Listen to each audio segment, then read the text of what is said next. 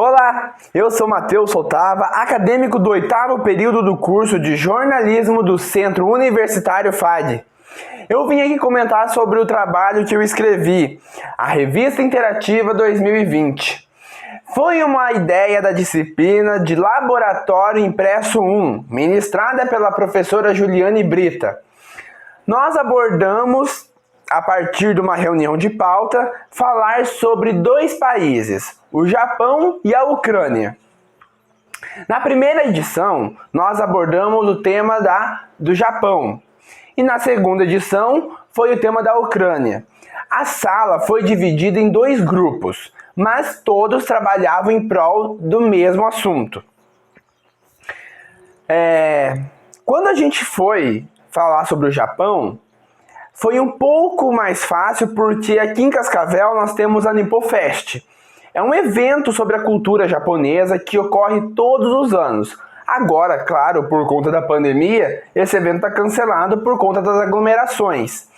Mas a gente pegou um período da revista que estava sendo produzida que a gente não teve a pandemia, então a gente pôde acompanhar esse evento de perto, sobre a culinária, sobre as danças, sobre a tradição, sobre o artesanato, enfim, tudo que engloba a cultura japonesa.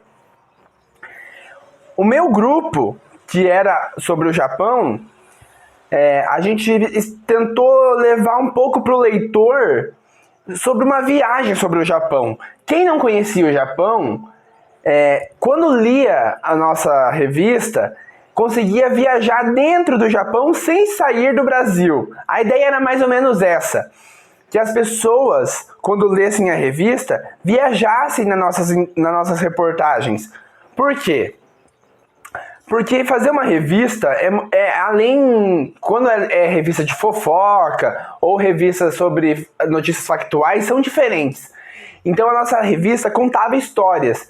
E quando a gente conta histórias, a gente quer que o leitor se aprofunde do tema, né? Então a ideia era mais ou menos essa. A professora Juliane Brita sempre orientando a gente, sempre fazendo reunião de pauta, com acompanhamento de texto. A gente sempre produzia muitas imagens também por conta da Nippofest, mas claro que essa edição não ficou só focada na Nippofest. A Nippofest foi uma matéria, só que a gente pôde entender um pouquinho mais desse assunto.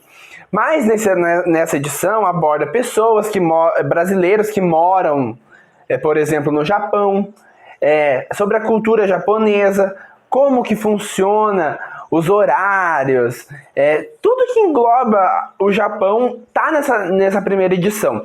Então é muito legal, é fascinante.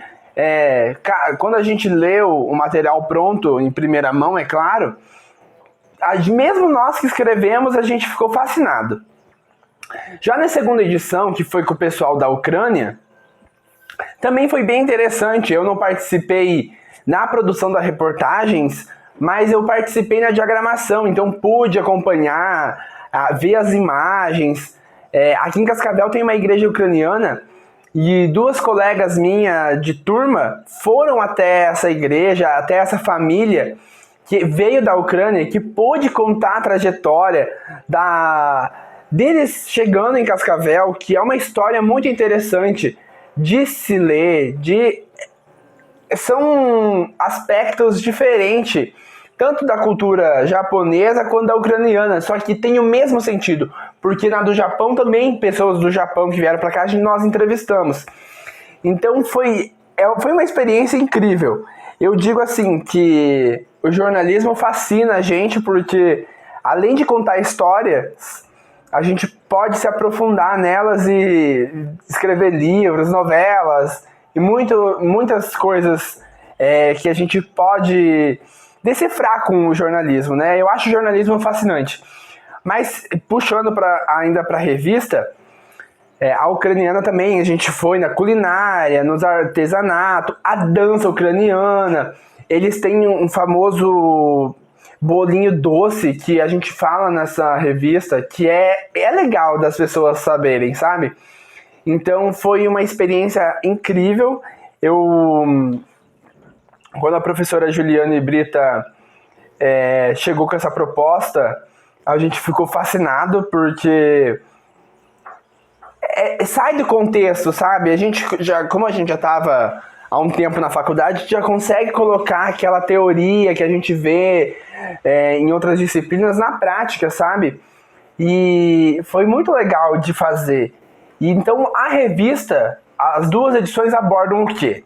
Focado na cultura do Japão e da Ucrânia, e poder levar um pouquinho dessa viagem sem sair do lugar pro leitor. Então foi uma experiência bem legal. Eu espero que quem puder ler, leia, porque ficou fascinante, ficou incrível. E depois compartilhe com a gente. Mas do aspecto geral, para dar de entender, é isso. Nós abordamos a cultura japonesa e a cultura ucraniana. E falamos de tudo que envolve esses 2 países. Ficou incrível, espero que vocês possam conferir. Muito obrigado.